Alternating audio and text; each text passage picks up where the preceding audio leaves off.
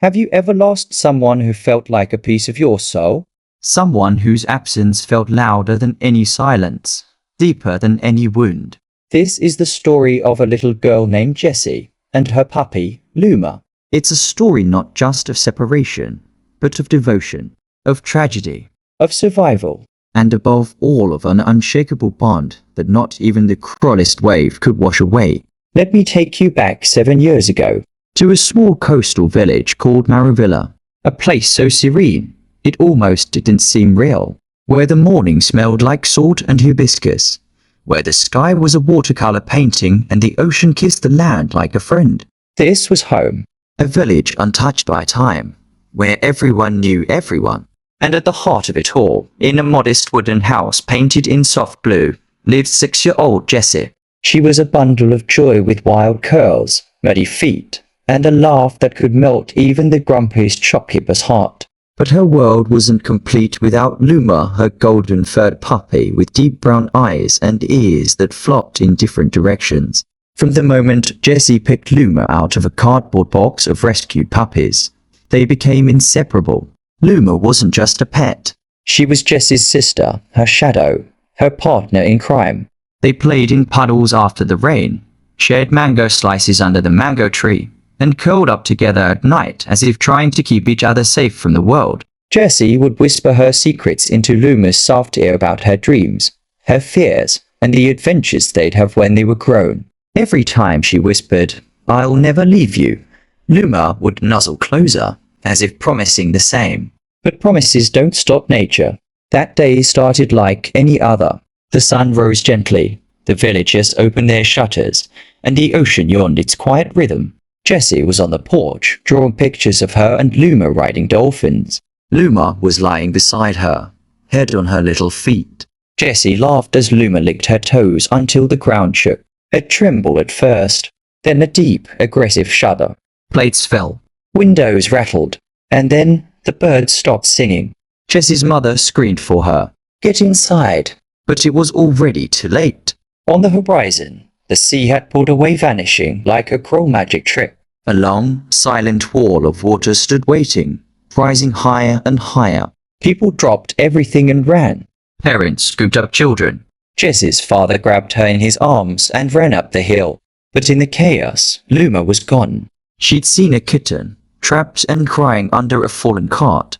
Brave, loyal Luma dashed toward it.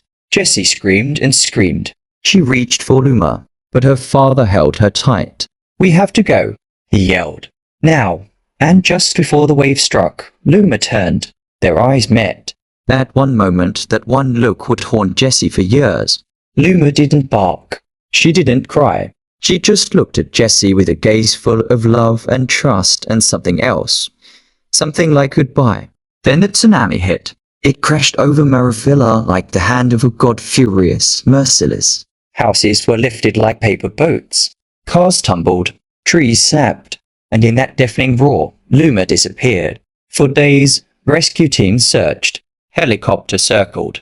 Names were read from long, tear-stained lists. Some were found. Many were not. The village was shattered. And Jessi waited on the hill, holding a wet collar in her hands, whispering her name again and again. Luma never came. They told her to say goodbye, that she had to move on, that she was lucky to be alive. But Jessi didn't feel lucky. She felt hollow. Her family moved inland, far from the ocean. But the sea followed her, in her dreams, in her drawings, in the way she flinched at the sound of thunder. She stopped laughing as much, Stopped talking as much. She never got another dog. Nothing could replace Luma. Every birthday, Jessi lit an extra candle for her. Every night, she whispered the same words, "I'm sorry." "I didn't save you." 7 long years passed. Jessi grew. Her curls straightened. Her voice changed, but her eyes stayed the same, wide, sad, always searching. And then one day, something shifted. It was the anniversary of the tsunami. Her parents offered to return to Maravilla. Just for a day. Just to see what remained. Jessi didn't say yes right away. But something deep inside, something aching and unfinished, said she needed to go. The drive back was quiet. The road was cracked in places, and so was the village. Some houses stood. Others were only foundations. The school had been rebuilt, so had the community center. But the playground, the swing set where Jessi once pushed Luma back and forth like a baby, it still stood, rusted, leaning. But there, Jessi walked toward it. She didn't expect to feel so much. The memories came flooding back. The smell of wet wood, the creak of the swings, the sound of Luma barking as she chased crabs in the sand. And then she heard it. A bark. Faint. Hoarse. But unmistakable. Jessi froze. Her heart thudded so loud it drowned out her thoughts. She turned. There, near the remains of the old boathouse, stood a dog, golden. Older. Thinner. Covered in little scars. But those eyes, those deep, warm, familiar eyes, they hadn't changed. Jessi whispered. Luma, the dog didn't run. Just stared. Trembled slightly. Jessi stepped forward, cautiously, tears already spilling. Her voice cracked. It's me. The dog's ears perked. Her tail twitched. And then, as if time itself snapped back into place, the dog sprinted with all the strength in her tired legs straight into Jessi's arms. They collapsed into the sand. Girl and dog, sobbing and shaking and whole again. Jessi held her as tightly as she could. You're alive. You're alive. Luma licked her face, whining, crying, pressing herself so close it was like she was trying to disappear into Jessi again. A small crowd began to form. A man stepped forward, elderly, gentle-eyed. He knelt down and said, You know her? Jessi looked up, her hands still buried in Luma's fur. She's mine. He smiled. We called her lucky. Found her months after the wave, limping through rice fields. She wouldn't let anyone touch her for weeks. Then one day, she just stayed. He paused. But she never truly settled. Always watched the sea. Every year on this day, she'd get restless. Like she was waiting for something. Jessi sobbed harder. She was waiting for me. The man nodded. Then she wasn't lost. Just looking. News spread through the village. People cried. Some remembered the puppy from years ago. The reunion was called a miracle. Reporters came. Cameras flashed. But none of that mattered to Jessi. Only one thing mattered. Luma was home. That night, Jessi didn't sleep. She and Luma lay side by side again, older. Changed. Scarred but together. Jessi whispered the same words as before.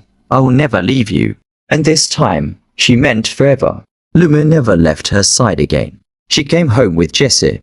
Slept on her bed like she used to. Followed her around the house. When Jessi was sad, she licked her tears. When Jessi was happy, she barked with joy.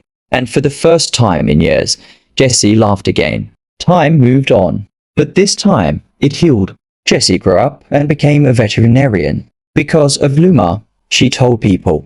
Because love can survive anything. Even a tsunami. Even 7 years. Even the impossible.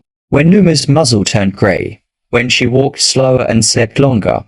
Jessi never left her side. And when her time finally came, Jessi held her in her arms just like she had on that beach, whispering, You found me. You came back. Thank you.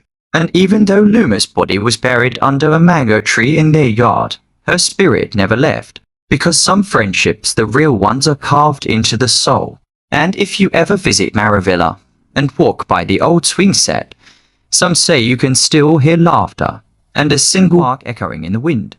Not a cry, but a promise kept. A bond that even the ocean couldn't wash away.